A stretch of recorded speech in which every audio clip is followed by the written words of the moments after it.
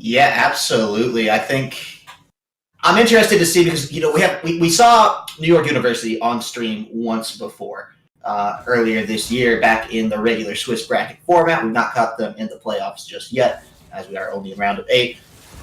But it's a lot of question marks coming out from University of Toronto. This is basically an entirely overhauled team coming from a very very storied university in the esports scene, and so there's a lot of variables. There's a lot of questions on my mind, and we kind of know what to expect coming out of New York University. There's not as much homework we can do outside of just the standard OPGGs. Looking up the individual profiles of the players and kind of figuring out all those almost solo queue type little notes you take on people during the loading screen. So I wonder if Toronto has watched that New York University series, if they're ready to come in and take a little bit of advantage of what they've seen on the stream. I know some other schools here are probably looking at these two teams from the stream and just trying to gather as much information as they can. So I want to give a big thanks to them actually for agreeing to be streamed, because it's already got to be such a high pressure situation, right? So Right, add the yeah. stream dynamic to it, and pressure's on even harder. Yeah, and of course, this does get you garner a little bit of attention to your college as well. Displays some of your strength, and as well as gives you something to look forward to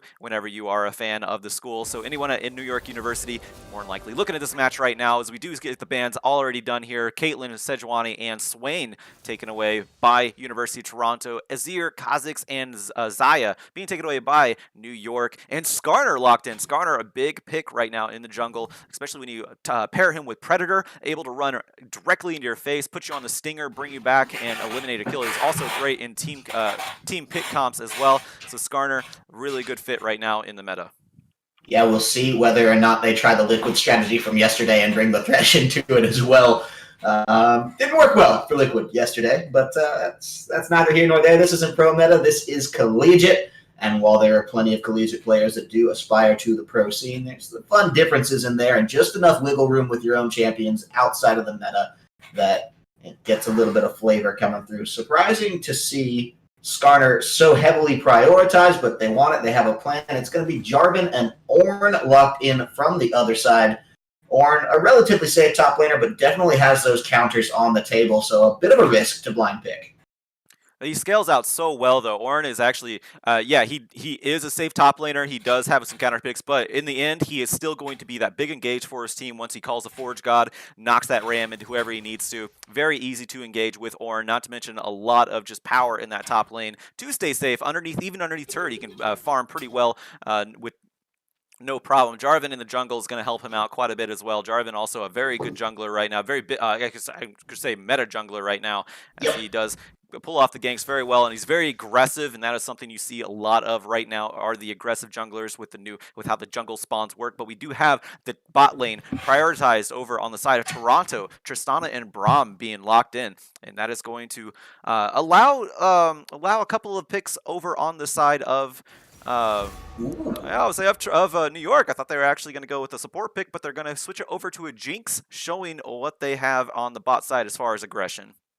Well, so an aggressive ADC indeed. I love to see the Jinx come out. Milala played an impressive AD carry when we saw him back on this stream earlier.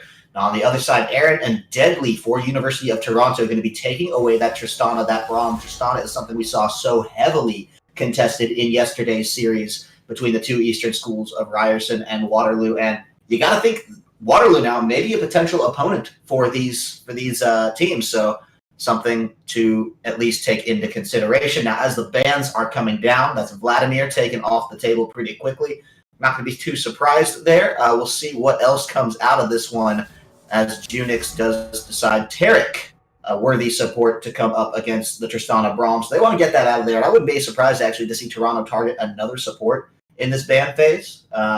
Curious to see what they'll pair with Jinx when they have the likes of an Ornn and J4 that can really do a lot of the tanking for the team. I know they're both kind of semi-tanks that, if you build the right way, can scale into just true tank, but kind of does alleviate some of that necessity from the support role. Talia taken out from the mid lane. Defref will not be able to play that one, so last ban coming down to the wire here from Junix. Yeah, we're going to see who is going to be the last ban on the side of Toronto. Yeah, there are still quite a few support picks available here. We're gonna see what they ban out. They do pick a ban out a Lulu, so that is going to be that somewhat counter engage being brought away or taken away from New York, and then we also have Vayne being hovered over. Well, we already have Jinx locked in. It's not gonna I happen. don't. Yeah, this that's is not gonna happen. yeah. This is not solo queue. We're not gonna see a Vayne top and then where they feed 20,000 times like in my solo queue games yesterday. But we are going to see a Tom Kinch locked in, and that is a great answer on the bot side, especially if you have a Skarner to deal with. Just eat up your ADC, make sure he can't get to him, and deny that in total engage from Skarner. Yeah, I like it. Tom Kench, very, very protective. So this Jinx right now already has such a massive front line to sit behind. I wouldn't be surprised to see the likes of New York University just grab the most scaling damage AP carry they can think of, and then just these two champions sit behind this wall of a front line and just spit out as much damage as humanly possible. Now the Gnar taken away into the top lane, one of the best answers to Ornn at the time. Not surprising to see the Gnar locked in when Ornn is picked blind and there is no Gnar ban.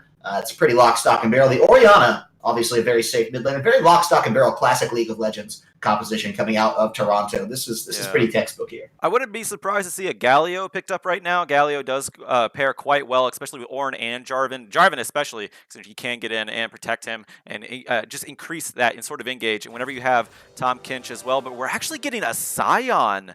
That must be a Scion mid?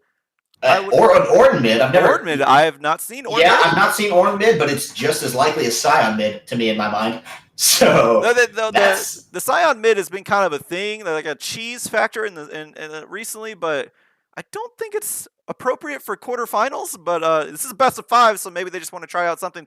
Maybe throw Toronto off their game a little bit, because Toronto has a very traditional comp. They have Orianna with the ball carrier and Gnar and Skarner, and then disengage from Braum. Very traditional comp, and I mean, it's easy to say that they have the better team comp here, because whenever you lock in somebody like Scion and Ornn, they have absolutely no wave clear besides Jinx Rockets. This is really scary from New York. Yeah, honestly, if the push gets going in full effect, I mean, it can be really hard to deal with just a constant wave clear coming out of the Orianna. The Tristana, once she gets that itemization in with basically whatever Zeal item she's going to bring to the table there. Gnar as well with the boomerangs can make things heavy. I mean, Scion's just got a couple abilities that do okay when managing his own lane, but if you're going to be talking about when you get to the point of inhibitors down, pushing supers on in, that can be a problem. They're putting a lot of eggs in this Jinx basket here. The good news is there's the peel. There is the support, right? Tom Kench going to be able to really protect the Jinx. Jarvan as well. Scion, I mean, it's going to be very, very hard, especially with the engage tools that Toronto have, for Toronto to get onto this Jinx. What are they going to be relying on here? Is it going to be a flash shockwave, a mega Gnar almost? You have to bring in the Skarner somehow. But the kiting potential is just so real from Jinx that they have to execute very thoroughly to get that champion dead. Yeah, it almost is a big weight on June's shoulder on the top lane of Toronto, because, yeah, he is essentially the main one that can bounce back into Jinx, and especially if he Gnars out while he does that, Gnars out while he's bouncing, and then Mega Gnars him into the wall or into somewhere, like mispositions the Jinx, Lala. That is going to be extremely pivotal for mid Lala to position properly. And yeah, AD carry on Tom Kinch, be able to protect the Jinx, make sure he can't get Nard or anything like that. But yeah, like you said, there is so much of a front line. Scion, Ornn, Jarvan. I can't suspect that they'd have too much difficulty on the side of Toronto itemizing against this, though, because I'm pretty sure Ornn's AP ratios aren't impressive, and I don't think they're going to really build into AP at all. So itemizing against that team should be relatively easy for Toronto, and that's something that New York has to think about too whenever they make these decisions. Yeah, I mean, this is the kind of game where sometimes you just expect to see a Bramble Vest on Braum by 15 minutes, and you scratching your head and go, okay, you know what, it's not. Yeah. I understand. So we'll see how it all comes down with the execution. I want to take a look at the junglers, particularly the Skarner versus the Jarvan. I know Skarner's gotten a little bit of a revitalization in current meta. Always fun to see that, but it's going to be one of my first times casting a Skarner game and watching it all unfold, getting to pay attention to how Longboy comes in here. I'm curious what lane you try to get rolling here if you are Skarner. Do you come in, do you try to just get gank after gank after gank? Is it just hard farming until a certain point, and then you're the engage tool for the Jinx? I mean, what's the basic strategy here to come in and win against this particular composition that New York University has drafted? Yeah, that is a big question because if you shut down Scion, if you shut down Ornn, they're still going to build. I mean, if they're building the tanky tanks that they usually build, I mean that's just going to be that. That's what they normally build, and it's not a very expensive build to have. Scion and Ornn, they're in the top lane for a reason because they can just farm, teleport when they need to, and then just build up their beef stats and get going.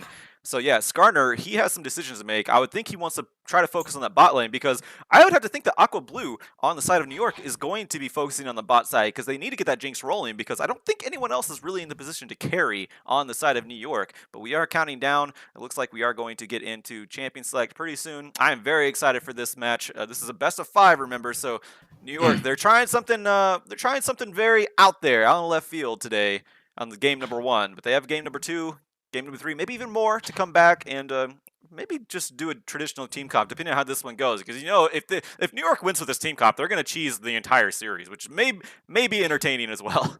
I mean, how heavily though can you cheese throughout a best of 5? You know, there were teams out there like old Gravity in the NALCS that would sit there and say, you know what, if it's a best of 5, we'll have 5 separate cheeses prepared. And then they'd get to the Rift, they'd have 2 cheeses prepared, and by the time that the first one started crumbling, it would be a 3-0 series for whomever was playing them.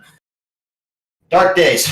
Anyway, going on, do want to hit a couple little bits of tidbit information, some plugs for you all before we do get into the action, the chaos of this game as we are just loading up. Keep up with us on Discord. It's a great way to get your school involved, not just in League esports, but in any other esport that you may be interested in that the CSL provides. We do have a lot of them behind us here. That's !Discord in the chat. Come say hello. Find us on Twitter, twitter.com/CStarLeague, twitter.com/CSLLOL for all the league-specific focused content.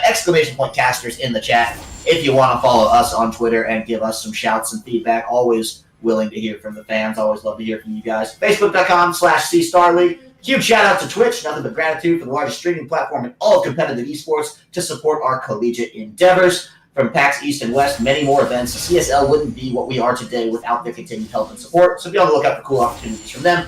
Twitter.com/Twitch, Facebook.com/Twitch. We might put this on hold because maybe we have a little bit of action coming on in the early game here. It's a big old group up coming out of the University of Toronto, and we'll see how far they want to take this because that Braum passer was very nasty early. Yeah, I have no idea what this game's about already. Between the champion select, between the weird invade from the top side going in through the top side river. Yeah, this is I think we're in for a ride here, Corvus, and June not going to be in on that extra gold on that Skarner shrine, so just going to miss out on that. Go back. We're going to see where they land. Are they going to? No, they're not going to lane swap. All right. That would be a special kind of something. I haven't seen a lane swap in the beginning. I mean, what was that, season 5 where that meta was very popular, where you just started the game with a lane swap? Yeah, two or 3 seasons ago. Yeah, I'm kind of glad that's gone. I'm really glad that's gone actually. You know what? As a CLG fan, I miss it because it's when the team was actually good. But you know what? We're on the God run right now. CLG playoffs the dream, I believe. Got it. No worries. Yeah. Let's take note here. The junglers are actually starting the top side and working their way down, which tells me that they are going to put emphasis on this bot side and put emphasis on, especially on the side of New York, Malala's Jinx, which, yeah, they're not going to get too much else running as far as snowball potential on the side of Ornn and Scion. Of course, anybody can snowball, but the amount of snowball that you can gather is a lot greater when you have a Jinx snowballing, or in that snowball. But looks like Toronto, they're going to read that and anticipate it. Haha, Longboy starting that top side, maybe looking to help out Aaron as well as Deadly in that bot side. Make sure they deny that snowball because that is the big win potential for New York right now. Absolutely, and look how heavily New York is pushing this lane already. They're going to be first to level 2. Not going to try to take the advantage off of it, but you got to worry always about the Tristana level 2.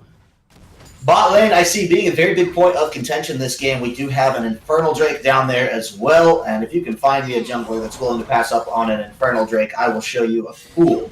Because at this point, in a scaling meta, when you have a scaling Tristana and a Jinx that you just want to get as much damage out with as possible, that thing is going to be a very juicy target on the front end of all. So, wouldn't be too surprised to see that offer up some contention before too long here. Raises some questions for me, though, in the mid lane. How the roam from Mallface on the Ornn is going to come when it starts to become, you know, dragon fighting time. Well, the big thing about Ornn is that he can, whenever he hits level 6, he can ult and engage from a very far distance. So even if he's not there, as long as Aqua Blue is in the area and he can call the Forge God and knock that ram into the ADC, the Aaron and Deadly, he could have an effect. He doesn't have to like roam all the way, but still could have an effect in that bot side. It's going to be interesting to see how New York plays with this team comp and how Toronto plays around it. That's pretty much the story right here. Aqua Blue actually going into invade onto Haha Longboy's jungle. Longboy had to go back, and now Aqua Blue, sorry about that. Aqua Blue going back into his own jungle. So no ganks yet. None of that no level 3 shenanigans. There's not much that Skarner can really accomplish early on. Right. Yeah, he really thrives at level 6 when you can get the impale, put someone on your stinger, and then gank that way. He does have a stun, and it actually got buffed recently, but it's not ideal because you have to be right in the face of whoever you want to stun. Sure, absolutely the case. And, you know, a little bit tougher for Aqua Blue to gank these lanes as well. He started on the top side, which means he had to roam down towards the bot side. We might be on a collision course, actually, as both junglers are in the top red quadrant currently. We'll see what comes of that, because I believe they spot each other. The pings are coming down, but I doubt Ornn will be in a position where he can roam back up. So this should be good vision coming out from Haha Longboy. We'll see if they decide to fight it out or not, because fights are continuing now here in the bot lane. Actually, a very defensive flash coming out from AD Carry. A little skittish on that one. Yeah. Lala had the Jinx traps down there. Probably would have kept him safe, but now take a look at this. Over in the top side of the red, we have Longboy in a little bit of trouble. Will Orianna be able to save him? Looks like yes. And that's the problem with having an Ornn as a mid lane. You don't have any CC, so that's another reason why you're not going to gank as well. You see some people run Vladimir in the mid lane and then not get ganked as much because there's no CC on the side of Vladimir. That's kind of the same with Ornn. Ornn does have a displacement, but it's very hard to land. It's not ideal for a gank. And that's why you want to put Ornn in the top lane for those short lanes, because they're easier to gank for a jungler when somebody doesn't have CC in that top side. But now you put that in the mid lane where it's long lane, you have a lot of vision to also work with as well, and it's harder for Aqua Blue to get in with his flag and drag. So a lot of difficulty with an Ornn, especially, I mean, you just saw 3 members collapsing in onto Longboy in their own jungle. They weren't able to stop him because there's really nothing in the kits of either of these champions to really lock him down, make sure they secure that kill. And meanwhile, Defref just went up there, put the dissonance underneath Longboy, got him out of there with a speed boost. That's it. That's all you need. It's a little bit more difficult for New York, and that may play into how these lanes go because, I mean, if you can't gank, you're not really helping out your team. And if you're not helping out your team, more than likely the enemy team is going to be helping out their sides. And that's something that you need to watch out for. And that's picks and bans a little bit odd this time around. Sure, yeah. I mean, we talked about it. We talked about picking the Gnar into the Ornn and how, you pick the Ornn early. It's a blind pick. We had no idea that it would be the flex pick coming out for the top lane Scion. So you have to call the question here now is that we're putting the Scion in the top lane because we're just so worried about how Sprinkles would play Ornn into the Gnar, because Junix, obviously has to be a talented top laner to make it this far. Or is it, hey, you know what, we have the Ornn, we believe it's the better option into the Orianna, and that's why we're picking Scion. Ooh. Now look at this, the flash engage is coming out. AD Carry in a little bit of trouble here. It's a couple flashes, but here comes the teleport on the other side of things. Yeah, no flash from the last engage, which means he is first blood. Sprinkles is here with some nice knockups, but it's now just Milala trying to get the damage out, and it's not enough because they just tear Sprinkles to shreds. Junix now wants to get into things, but stays a little long and has to burn his own flash. But it's still a 2-0 coming out for the University of Toronto. They take first blood. They give that one over to Dead Lead. Junix, though, will find the second kill of that against his top lane counterpart. It's on the other side of the map, but it's still good because it means this is almost certainly a dragon, barring an Aqua Blue steal here. Hold on, here comes that engage I was talking about. Call the Forge God is down. The remaining members of New York University are still in for it. It's a nice Mega Gnar to keep Aqua Blue low. He was in way too early for that dragon, but here, Deadly could be in some trouble. He is dead indeed. Milala trying to find it with the Jinx Rockets from a distance. The dragon is called off now. They want to find Defref. Tom Kench, a great champion to pursue this one, but Dragon still on to Maulface. You have to reset that aggro. And just like that, they do push it off. It's a 1-for-1 trade around the dragon, but the 2 kills from earlier mean that the University of Toronto is decisively in the lead from these last 2 minutes. Now, on the plus side of that, the kill that went over to New York did go on Milala, but they did lose a lot of that, a lot for that. Aqua Blue has no pressure; he's not level 6. Longboy actually hit level 6 first. That's how he was able to get another, to actually get more. Of a gank off in the bot side. Sorry about that, couldn't get the words out there. But both teleports used on the top side, which means we're not going to be seeing that much action from June or Sprinkles anytime soon. Though Sprinkles, not Sprinkles, June, he did pick up a double kill And that is pretty huge in the top side for the Gnar, especially whenever he can turn into a carry in his own right. He does build offensive first with that Black Cleaver, and then goes into a more defensive posture. So maybe looking to try to be just a miniature carry on that top side, especially at 2-0. He can do that, transfer his mid-game potential into that early game a little bit quicker, and maybe make some plays around that map. But no dragon picked up yet. Like you said, kills going down, Aqua Blue being taken out. That meant there was going to be no dragon for New York, and a little bit too low health bars after that gank for Toronto. So gonna go back reset with Toronto up 2K over that little exchange. Yeah, they're going to be feeling pretty good about that one as well. Most of that gold advantage just going to be there in the top lane. It's 3,300 on the Gnar, about 2,600 sitting there for Sprinkles. So pretty big discrepancy there. Good gold advantage in the mid lane too, actually, when you just look at this CS coming out between DefRef and Malface. Not too surprising that he brought the Ornn into the mid lane, that he would be at a CS deficit. So really just looking for him to be the supportive mid laner.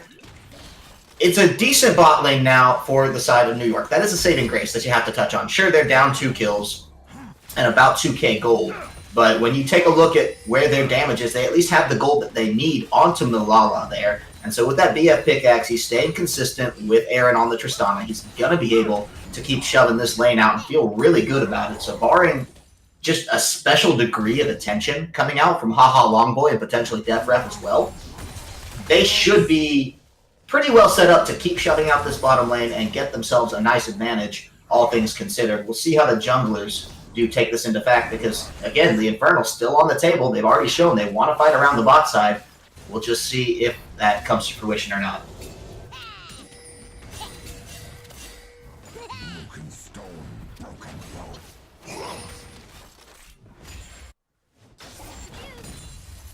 Taking a little bit of a breather here on the game as the teams are just pacing around this dragon. No one too sure of the next move to make. Wards, very important at this time of the game. Got to make sure that you're keeping down that necessary vision. It looks to be slightly favored now towards New York University around that the dragon. That's a lot of red wards around the dragon. Yeah, coming in. Look at that nice stop for the Glacial Fissure, but you still have to get away from the level 8 Skarner here. Milala flashing out pretty early. Aaron flashing in pretty aggressively. Gonna get locked back up. No, does not, because there is the jump out and away, but Aqua Blue wants to come in. Call of the Forge God as well means Aaron will go down, and this could be the turnaround. New York gonna be feeling pretty good about this one. Longboy goes down. That's the double kill. Is it the triple? No, Tom Kench takes the credit, and AD carry slays Deadly, tying the score up 4-4, and potential dragon priority now, New York University. So that is one of the things. So Malface, he did roam. He didn't quite get to the lane, but still was able to get that engage off and help his team out. Aqua Blue in the backside help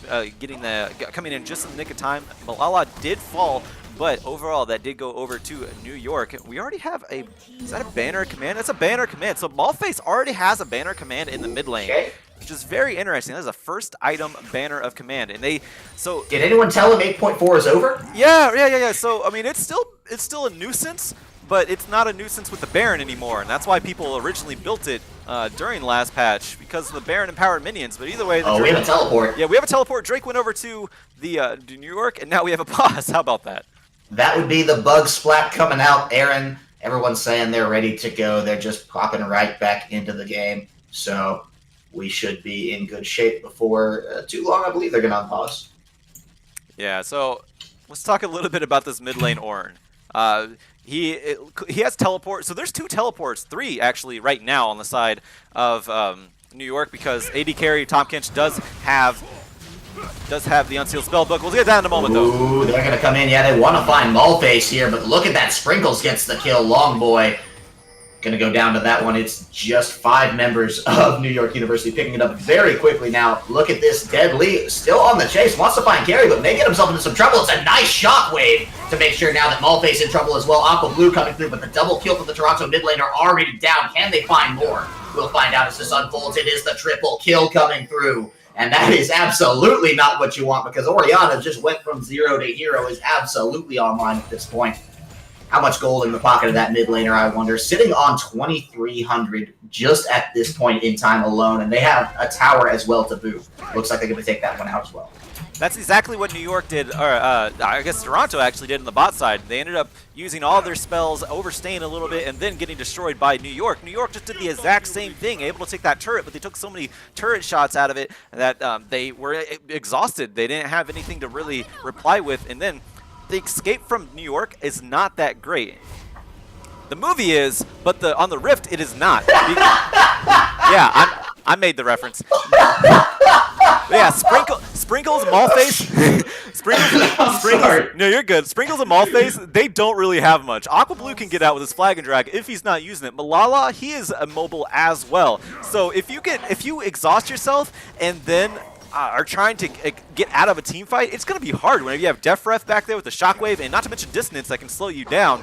You do have Deadly also to stop you with the Winter's Bite, things like that. There's a lot of catch that New York has to deal with on the side of Toronto. But now that I mentioned that though, there's a lot of split push on the side of New York. We're seeing that in effect right now because again, first lane or first item banner command Ornn.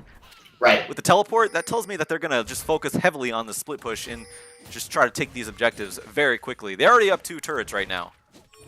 Yeah, they found the second turret, and there was not the first turret completed out of the side of University of Toronto. They did shove up the mid lane, but they weren't able to find it. So a lot of pressure now building around this top side as AD Carry continually getting engaged on. I mean, this guy has been the punching bag thus far for New York University, and he will go down yet again here. Not going to be able to find his way to that blast cone to make it over the wall. Aaron finds himself the second kill, and the damage diversity is getting pretty real from the side of the University of Toronto. They're still floating between that 1 to 2k gold advantage, but now with damage threats, Orianna, Tristana, and Gnar all having a couple kills each to their name. This is a pretty good situation for them, especially now as New York is going to have a harder time getting Malala online in the face of all of this. So grouping up in this top side, it seems to be a point of really big contention, whether or not they're going to want to find towers, the Rift Herald, just protect the lane swap integrity. We'll find out, but should be actually decent when the side of New York decides to reset with Sprinkles in that bot lane. Yeah, Toronto, they have to respect the brute force engage from New York. That is one of the things that this cheese comp does have because you have the Ornn, you have the Scion, you have the J4. There is so much engage on the side of New York that if they catch one member with one skill, they're going to catch them with another 3 skills very easily. Maybe seeing that right here. Yeah, I was going to say the potential is there. They want Def Ref. They're going to pop him up with the Forge God. There's the Flag and Dragon. Look at that. You must be a prophet. Shut down. Taken out and away very quickly. Now the downside of this, the bot lane split push, very real from Junix right now, so should get some good damage on this tower, but likely means the Rift Herald taken away with very little contention from the side of New York University. So we'll see how much Junix can really get onto this one as he does go Mega Gnar. Tower's going to go to about half.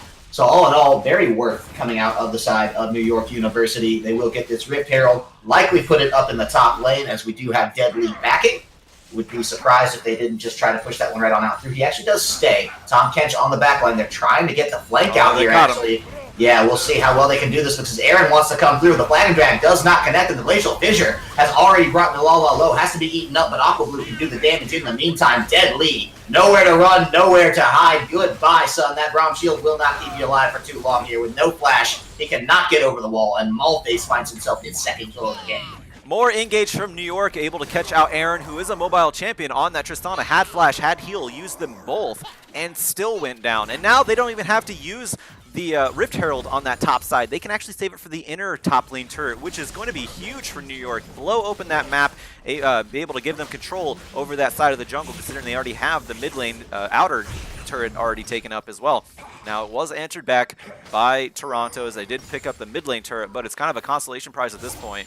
And Sprinkles doing a great job stopping that split push. He doesn't need to beat June right now. He just needs to keep him from taking this turret because objectives are what is that's what's propelling New York into this mid game very early right now. They have 3 turrets at the moment, not to mention the just massive amount of engage that they're able to display and apply onto Toronto. Toronto can't deal with it at the moment, and they have to be thinking like, what do we have to do in order to stop this engage? And most of it, they have to do picks right now. They cannot outright engage at the early level with these big brute tanks on the side of New York.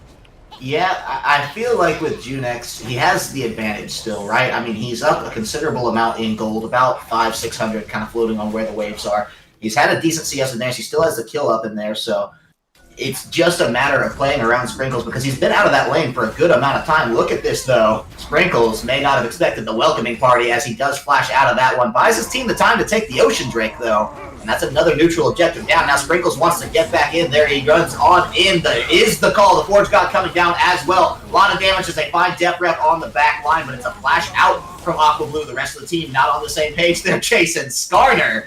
And it looks to be a jungle swap for jungle swap. They do not have anything else to add to this plot. That's another one taken down. The exhaust a little wasted, but it does mean Nalala takes the kill out in the way. Feeling pretty good about that one. Tower trade, perhaps, on the market as well. They will take the bot lane tower, bring the score up 2-3. Ooh. Favoring. Oh, nice Jinx Rocket actually to stop the backs. Not the hugest, but it will actually mean that this tower is for sure dead. So good to buy themselves some time. Probably had it anyway. But regardless, the tower trade 4-2 now, still favoring New York University, and the gold really only about 500 separating these teams total. That was a huge play for New York. Yeah, jungle for jungle, but that means Aqua Blue, again, he's still holding on to the Rift Herald. He has that to take another turret, but that was a turret for turret trade. But New York got the inner mid turret, while Toronto had to just had to settle for the outer bottom turret. That's a much bigger win for New York and a much bigger control of the map they established now that they got that as well. So they're looking to put some control around the Baron Pit throughout 2 wards, actually. Control ward and a green site ward as well. The long con. Yeah, very much so. You see Moleface going into the side of Deadly here. But again, Moleface, he's just building that extremely tanky build. I guess you really don't build offensive with Ornn, even if he is in the mid lane. But we've seen that banner command being used on every one of these sieges, and it's working out very well for New York. They had a strategy coming into this, and it wasn't kills. Although they're getting them, though. They're brute forcing these kills right in the face with all 3 of these big engagers onto the side of Toronto. Ooh, hang on. Oh, yeah, the we might have rotation coming out. Might get the tower here. I think they've got it. They got it.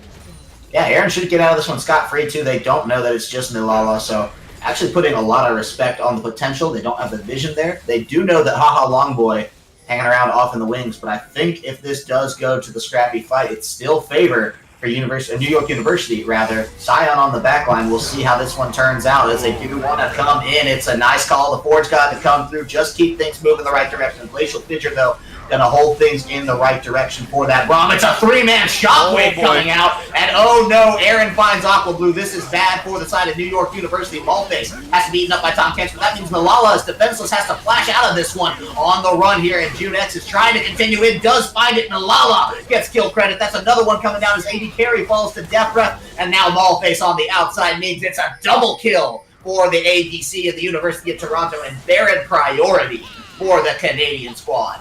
Big shield coming out from Deadly. I believe that actually blocked a lot of the engage from New York and able to actually turn that fight around. A big, huge shockwave from Deadref, able to pick up 3 members on that shockwave and just deal out a huge amount of damage. And that's what you get whenever you don't have any sort of big burst damage dealers on the side of New York. If you blow your engage and you don't get what you want and you can't disengage, you're going to get caught and you're going to get destroyed because Toronto, they do have that big power on their side. Defref 414, Aaron 528 right now. Not to mention Nar 306. They have a lot of power on their side on multiple different on multiple levels here. While and Tristana's coming online. Yeah, right? Tristana's the big one right now too, positioning himself so well right behind Defref even, because Defref can be a front line whenever he has that shockwave to keep everyone gathered, because you have to look at the side of New York. Everyone has to pile onto somebody, and that's great for a shockwave.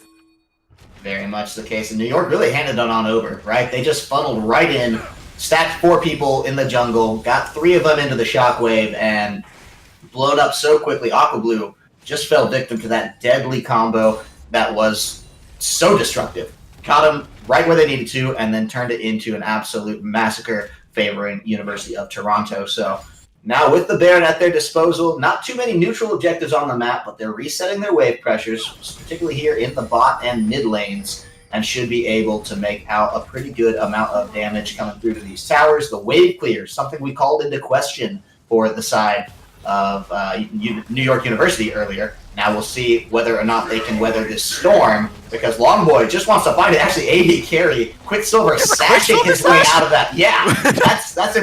I don't think either of us saw that build. It's actually impressive, okay? Because here's the strategy. Here's where it works. Haha Longboy pulls Tahm Kench out of that fray, so he can't defend anybody, and the rest of the team just dive bombs for the Jinx, and they can do it because the peel is not necessarily there for the remaining members. I think Sion has the best chance at peeling for Jinx besides the Tahm Kench. So if Skarner can pull him out of that one, it makes a really big problem for the side of New York University. The Quicksilver Sash, just insurance to make sure that doesn't happen. Now the problem is, it's likely not even going to get to that point anymore because they can set up such a long-distance siege, and there's no wave clear from the side of New York University that unless they can find a pick here, they're in some real trouble this game. And they just mess up their pick. They lose 2 ultimates. Their 2 big engage ultimates on the side of New York are now down. Only for June, by the way. That was just one member they were going for, so they just used a lot of resources for absolutely nothing. They did get a flash out of June, so I can't say it's absolutely nothing, but they did not get what they wanted. Cloud Drake up in about 17 seconds. There's going to be vision established by Toronto here on the bot side of the map, trying to secure the Drake, the first Drake of their game for Toronto. And they did change around the Cloud Drake a little bit. Doesn't give flat movement speed anymore. Now gives percentage movement speed, and it actually, I believe, triples outside of combat. So it can equate to quite a bit after a while, especially if you start stacking those Cloud Drakes up. But Aaron, look at this. Might be caught here. Yeah, gonna try to go for the tower, but look at that. No, the flank not gonna come to fruition from Aqua Blue, and it's just another one picked up and put in the pocket now of Aaron. This guy is a monster. Hopped out of danger into the enemy jungle and took it out and away. Longboy now trying to push through. Maulface on the way out. Deadly on the way in, and Malala paying the price for it. He's going to be quite low. 2 more stacks will do it. And that's the jump in. The shockwave is there. Aaron's a little aggressive, but he has the defense to back him up. Sprinkles goes down. It's a triple kill for himself now. Maulface and Sprinkles, the only ones to defend it. Sprinkles is just a ghost, so it's all on the Maulface here. Can he get Longboy down and save the inhibitor, possibly the game? The answer looks to be no. And this is without Gnar. Junex is bottom lane. This has all happened without the top laner. So this is really bad now for the side of New York University, as the first inhibitor does fall, and they have no option right now for getting back into this game without a miracle. These tanky champions on the side of New York are starting to fall, starting to crumble. It's a very big support, but it's a very unstable support because you knock out one and you essentially knock out the entire team. As we've seen that Aaron, he is just popping off so hard. 9-2 and 8 now. These shockwaves are great for DefRef because, again, everyone piles up on the side of New York, and that is a big point for them. They cannot pile up, but also they can't engage unless they pile up because you have Aqua Blue, Sprinkles, and Maulface right in the face of everybody.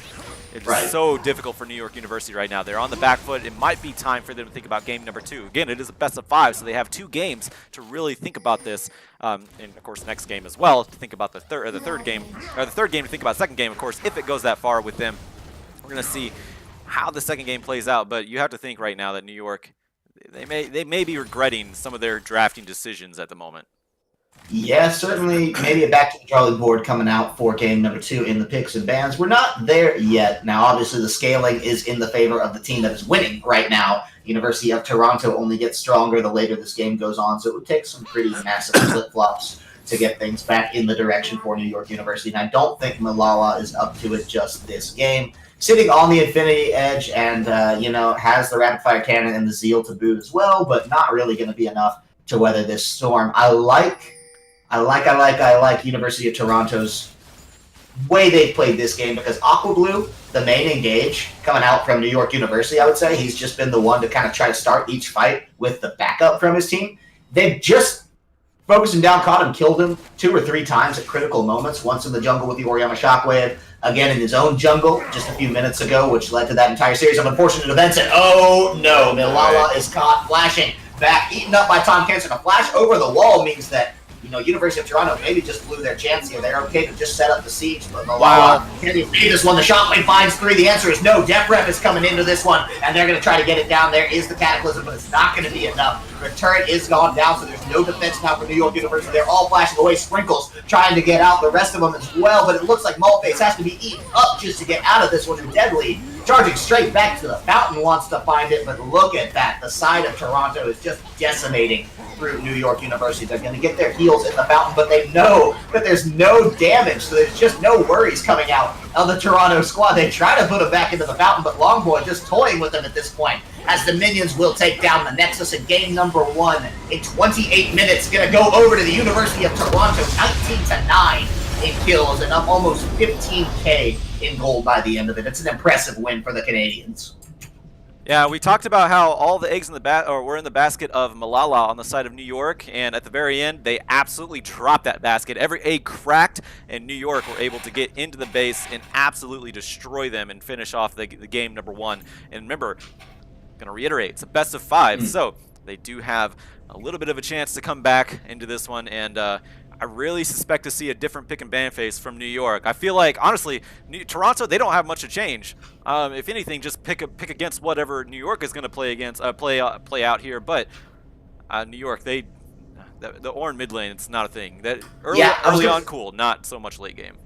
I was going to say an AP carry could possibly change the dynamic of that game, do a little bit more to keep that Orianna suppressed throughout, and wasn't able to find it this time around. So, you know, you hate to just narrow it down to one thing that a team needs to change up. From a team dynamic, that sometimes works if you're just, hey, let's change this small variable and get back to it. But from the spectator view, just blaming it all, pinning it on one thing, but you kind of have to with this Ornn in the mid lane. And it felt like, okay, you know, hey, they're drafting the Gnar. This is the bait. We know we can play Ornn mid. Didn't work this time around. And Sion was not the impact he needed to keep that Gnar down because they just needed him rotating throughout with the rest of the team. Caused a lot of issues.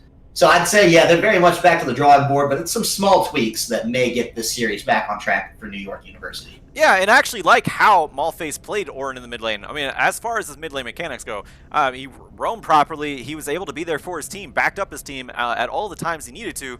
But at the end of the day, you're a melee Ornn with not much to offer outside of an engage whenever you have no damage piece besides a Jinx. So that is something that they severely lacked and hope to see in the next game. My name is Joshua Fekes. I'm here with Kyle Corvus Crow. We're going to get set up for a game number 2 in the best of 5 last quarterfinal series between New York University and University of Toronto. So stick around. We'll be back in just a moment.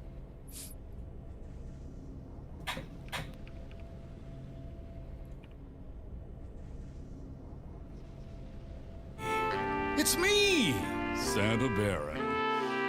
It's that special time of year again, when you gather around the fireplace with your loved ones, when you eat double your weight in dessert, and when your ranked games don't matter, which is great because you're at Grandma's house playing on her old toaster and dial-up internet.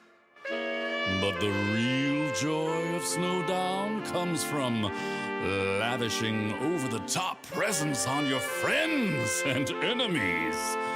Especially your enemies. Snowdown is all about gifting. And here is my gift to you.